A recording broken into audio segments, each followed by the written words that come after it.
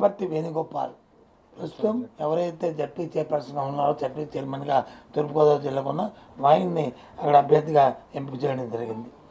పిఠాపురం శ్రీమతి వంగా గీత గారు తెలియని వాళ్ళు ఎవరు లేరు. ఆవిడ రాజ్యసభ మెంబర్గా, అలాగే పార్లమెంట్ సభ్యురాలుగా ఇప్పుడు ప్రస్తుతం, అలాగే మా జిల్లా చైర్మన్గా చేసిన వంగా గీత గారిని, ఎమ్మెల్యేగా చేసిన వంగా గీత గారిని పిఠాపురంకి ఆవిడని అభ్యర్థిగా ప్రస్తుతం కాకినాడ లోక్సభ. జగ్గంపేటకి తోట నరసింహం గారు మాజీ మంత్రి గారు, ఆయన అంతకుముందు మాజీ మంత్రిగా చేశారు. ఆయన్ని అక్కడ అభ్యర్థిగా నిర్ణయించడం జరిగింది. ప్రతిపాడు వరపుల సుబ్బారావు మాజీ శాసనసభ్యుడు, అలాగే మాజీ సెంట్రల్ బ్యాంక్ అధ్యక్షుడు చేశాడు. అతన్ని అక్కడ మరి అభ్యర్థిగా నిర్ణయించడం జరిగింది. అలాగే రాజమండ్రి సిటీ మార్గాన్ని భరత్, ఆయన ప్రస్తుతం పార్లమెంట్ సభ్యుడు, రాజమండ్రి పార్లమెంట్ సభ్యుడిగా ఉన్నాడు. ఆయన్ని సిటీ తాలూకా శాసనసభ స్థానానికి ఆయన ఎంపిక చేయడం జరిగింది. ఆయన అభ్యర్థిగా నిర్ణయించడం జరిగింది. రాజమండ్రి రూరల్ చెల్లిపోయిన వేణుగోపాలకృష్ణ, ఇప్పుడు మంత్రిగా ఉన్న బీసీ వెల్ఫేర్ చూస్తూ పర్యవేక్షిస్తున్న వేణుగోపాలకృష్ణని ఆయన అక్కడ అభ్యర్థిగా నిర్ణయించడం జరిగింది. ఆయన ఇంతకుముందు జిల్లా చైర్మన్గా కూడా మరి తూర్పుగోదావరి జిల్లాకు చేసిన వ్యక్తి ఆయన. అలాగే పోలవరం ఎస్టీ కాన్స్టిట్యున్సీకి శ్రీమతి తెల్లం రాజ్యలక్ష్మి, ఎవరైతే బాలరాజు గారు ఉన్నారో సీనియర్ శాసనసభ్యులు, వారి తాలూకా సతీమణి రాజ్యలక్ష్మి గారిని ఎంపిక చేయండి అక్కడ అభ్యర్థిగా నిర్ణయించడం జరిగింది. అది బిఎస్ ముక్బాల్ అహ్మద్, మైనార్టీకి చెందినవాడు, స్థానికుడు. ఆయన్ని అక్కడ అభ్యర్థిగా రేపు అక్కడ శాసనసభ స్థానానికి అభ్యర్థిగా నిర్ణయించింది. కదిరికి ఎర్రగొండపాలెం ఎస్సీ తాటిపత్తి చంద్రశేఖర్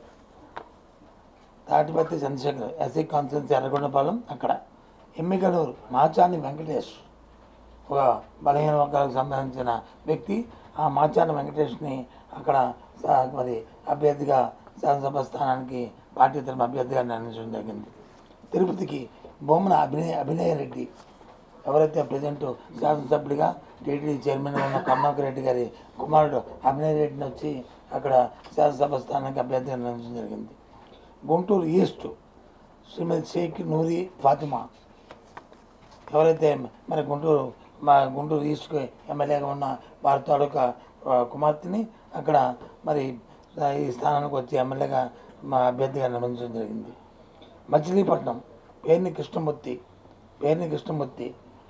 ఎవరైతే ఇప్పుడు పేర్ని నాని గారు ఉన్నారో మరి వారి తాలూకా తనయుడు మరి కృష్ణమూర్తి గారు, అంటే వాళ్ళ నాన్నగారికి పేర్ని కృష్ణమూర్తి గారు అని ఎక్స్ఎంపీ గారు ఎక్స్ మినిస్టర్ గారు ఉండేవారు. ఆ కృష్ణమూర్తి గారి పేరునే ఈ అబ్బాయి కూడా పెట్టారు. ఆ కృష్ణమూర్తి మళ్ళీ ఇప్పుడు పోటీ చేస్తున్నాడు, నాని గారి అబ్బాయి. వారిని అభ్యర్థిగా నిర్ణయించడం జరిగింది. అలాగే చంద్రగిరికి చెవిరెడ్డి మోహిత్ రెడ్డి, చెవిరెడ్డి భాస్కర్ రెడ్డి స్థానిక శాసనసభ్యులుగా ఇప్పుడు అక్కడ శాసనసభ్యులు ఉన్నాడు. వారి తాలూకా తనయుడు మోహిత్ రెడ్డిని అభ్యర్థిగా నిర్ణయించడం జరిగింది. అలాగే పెనుగొండకి శ్రీమతి కేవి ఉషా చరణ్ ఇప్పుడు ప్రజెంట్ మంత్రిగా ఉన్నారు. మరి ఉమెన్ చైల్డ్ వెల్ఫేర్ మినిస్టర్గా ఉన్న ఎవరైతే ఉషా చరణ్ ఉన్నారో వారిని అక్కడ మరి అభ్యర్థిగా నిర్ణయించడం జరిగింది. కళ్యాణదుర్గంకి తలారి రంగయ్య, ఎవరైతే అనంతపురం ఎంపీగా ఉన్నారో, ప్రజెంట్ ఎంపీగా ఉన్నారో వారిని కళ్యాణదుర్గం శాసనసభ స్థానానికి అభ్యర్థిగా పార్టీ తరఫున నిర్ణయించడం జరిగింది. అరకు ఎస్టీ శ్రీమతి గొట్టేటి మాధవి, ఈవిడి ఇప్పటివరకు అరకు పార్లమెంట్ సభ్యులుగా ఉన్నారు. రేపు జరిగే శాసనసభలో అరకు ఎస్టీ స్థానం నుంచి ఆమెను అభ్యర్థిగా పార్టీ నిర్ణయించిందని తమకు తెలియజేస్తున్నాం. పాడేరు ఎస్టీ మత్స్యరాజ విశ్వేశ్వరరాజు, ఈయన ఒక ప్రముఖ న్యాయవాది. ఆయన ఆ న్యాయవాదిని విశ్వేశ్వరరాజుని అక్కడ పాడేరు ఎస్టీ స్థానానికి ఆయన శాసనసభ అభ్యర్థిగా మా పార్టీ తరఫున నియమించడం జరిగింది. విజయవాడ సెంట్రల్ అని ప్రస్తుతం మాజీ మంత్రిగా చేసి ప్రస్తుతం ఎమ్మెల్యేగా ఉన్న వెల్లంపల్లి శ్రీనివాసరావుని విజయవాడ సెంట్రల్కి అభ్యర్థిగా నియమించడం జరిగింది. అలాగే విజయవాడ వెస్ట్కి షేక్ ఆసిఫ్ ఇప్పుడు మైనారిటీ కార్పొరేషన్ చైర్మన్గా ఉన్న షేక్ ఆసిఫ్ని ఇంతకుముందు ఇన్ఛార్జ్ కూడా ఉండేవారు. ఆయన్ని అక్కడ అభ్యర్థిగా నిర్ణయించడం జరిగిందనే విషయాన్ని మీ ద్వారా తెలియజేస్తున్నాము. అందరూ కూడా ఇవాళ పార్టీ తీసుకుని నిర్ణయం అవుతారు.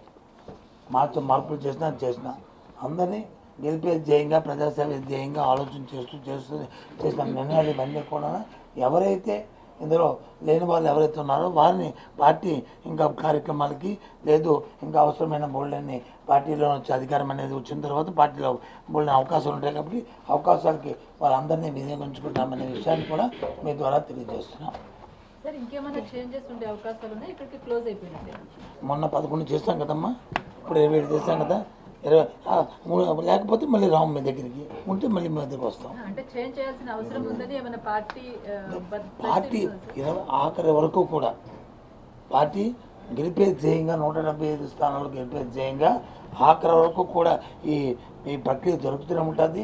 ఎవరిని చేస్తాము ఎవరు చేయదా ఏంటనేది ఎప్పుడనేది దీనికి అంటూ లేదు. 175 స్థానాలు గెలిపే ధ్యేయంగా ఈ కార్యక్రమం జరుగుతుంటుంది. ఇప్పుడు అనౌన్స్ చేసిన నియోజకవర్గాల సమన్వయకర్తలే రేపు మీ పార్టీ అభ్యర్థులుగా ఉంటారా లేకపోతే మారే అవకాశాలు కూడా? చెప్పాం కదా ఉంటారని చెప్పి చెప్పింది, అనౌన్స్ చేశాను. రేపు మా అభ్యర్థిగా పోటీ చేస్తానని చెప్పాను కదా తల్లి, చెప్పాను కదా. అది ఈ రాజకీయ పార్టీ ప్రక్రియలు ఎప్పుడు కూడా ఇలాంటి ఎన్నికల సందర్భాలు వచ్చినప్పుడు అటు ఇటు వస్తుంటారు వెళ్తుంటారు. మా పార్టీ తాలూకు నిర్ణయం మాత్రం ఎవరు వచ్చినప్పటికీ కూడా ఎవరు చేసినప్పుడు కూడా వారి తాలూకు గుణగణాలు పార్టీలో ఉన్న వాళ్ళకి ప్రజల్లో ఉన్న ఎలివేషను దాంతోపాటు మా పార్టీ పట్ల మా నాయకుడి పట్ల ఉన్న అంకితభావం అన్ని బేరీజులు వేసుకొని ఆ నిర్ణయాలు తీసుకుంటాం. ఇప్పుడు విషయం ఏంటంటే నేను మొన్న 11 పెట్టాం, ఈరోజు 27, ఇవాళకి ఇది అంతా జరగనియండి ఈ డిస్కషన్. ఆ విషయం ఏదైతే మీరు అడుగుతున్నారో రేపు మళ్ళీ వస్తాం, మళ్ళీ ప్రస్తావన పెడతాం, అప్పుడు మనం మాట్లాడతాం. కొంతమంది సిట్టింగ్ ఎమ్మెల్యేలు మా సర్వేలు బాగున్నా కూడా మమ్మల్ని మారుస్తున్నారని చెప్పేసి అసంతృప్తి వ్యక్తం చేస్తున్నారు. ఇవాళ పోతరపట్టు కానీ జగ్గంపేట ఎమ్మెల్యే గారు కానీ వాళ్ళు ఏం చెప్పారో దాన్ని మేము నిర్ణయం చేయట్లేదు, లేకపోతే దాన్ని వ్యతిరేకించలేదు, దానికి యాడ్వాస్గా మేము చెప్పట్లేదు. పార్టీ తాలూకా నిర్ణయం పార్టీ ఆలోచన చేసి 175 స్థానాలు గెలిపే ధ్యేయంగా పనిచేస్తున్న నేపథ్యంలో వారి సేవలు కూడా వినియోగించుకుంటాము, ఇంకొక రకంగా వారి సేవలు తీసుకుంటాము, వాళ్ళకి కూడా ప్రాముఖ్యత ఇస్తాము, వాళ్ళకి కూడా ఏ విధమైన ఇబ్బంది లేకుండా పార్టీ చూస్తుందనే విషయాన్ని మీ ద్వారా తెలియజేస్తున్నాం. అంతే. Okay, thank you.